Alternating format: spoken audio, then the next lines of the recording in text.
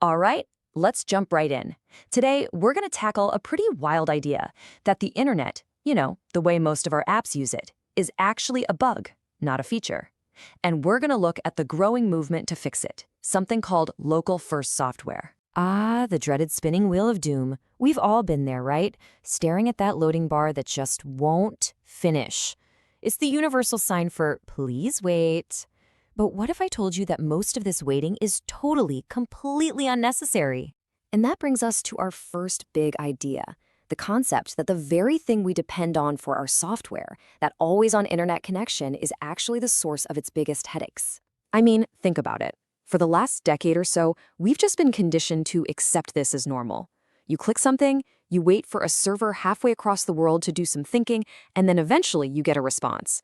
We've just accepted this lag, this latency, as the price we have to pay for modern software. And the problems with this cloud-first model are way bigger than just loading spinners.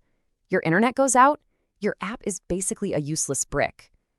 And maybe the biggest deal of all, your data, your notes, your photos, your private documents, they don't actually live with you. They're on someone else's computer, and you've basically given up control. So if the cloud is the problem, what's the solution?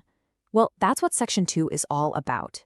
It starts with a really simple but revolutionary idea. Your data belongs on your device. This right here is the core principle. In a local-first world, the master copy, the source of truth for your information, isn't on some random server. It's right there with you, on your phone or your laptop. The cloud? It becomes a helper for things like syncing or backup, not the boss. And when you put these two models side by side, man, the difference is just night and day. With data on your device, things are instant. Working offline isn't some special feature, it's the default. But for me, the most powerful change is right there in that last row. Ownership goes from being rented from some big company to being truly owned by you. That's huge. And this isn't just some fantasy. It is happening right now. You've got amazing open source projects like Logseq for note-taking and some really cool developer tools like RxDB and Electric SQL that are all built from the ground up with this local-first idea at their heart. Okay, but I know what you're thinking. This brings up a massive question. If my data is on my device and your data is on your device, how in the world do we collaborate on the same thing? Well, that's where the magic comes in. And that magic has a name: CRDTs. This is the million-dollar question for any system like this.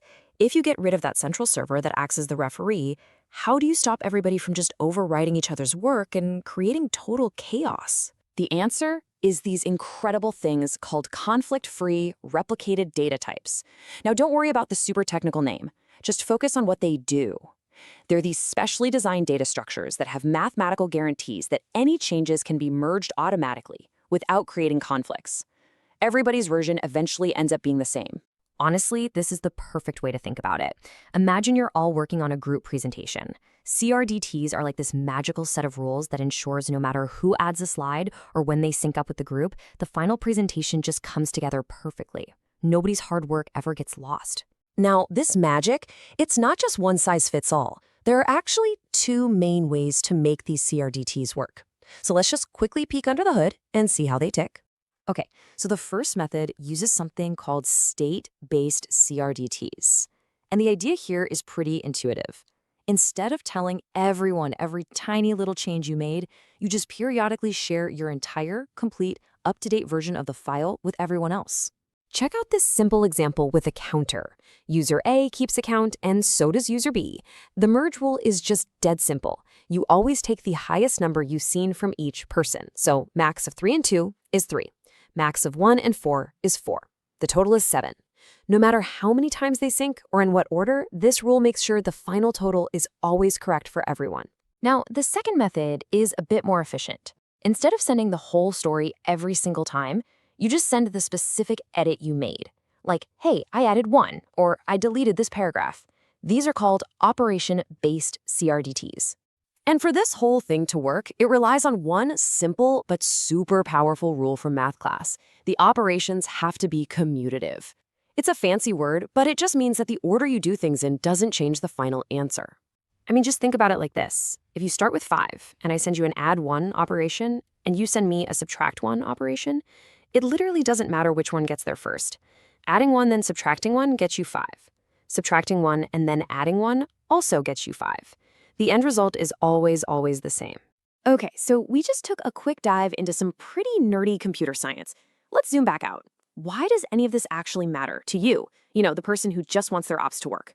Because this is the payoff. You get apps that feel instantaneous. You get software that works perfectly on a plane or in the subway or when your home Wi-Fi is being flaky.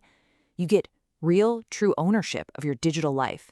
And you get a digital world that's just more robust and resilient. So at the end of the day, this shift to local-first software isn't just a technical upgrade. It's really a philosophical one. It's about us moving from a world where we're just renting space on big tech platforms to a world where we're the owners of our own digital homes. Which kind of leaves us with this one last thought. This whole movement is like a quiet rebellion against the way things have been done for years. It's a vision for an internet that's faster, more reliable, and puts you, the user, back in control. And it makes you wonder, doesn't it? Are we about to reclaim our digital world, one device at a time?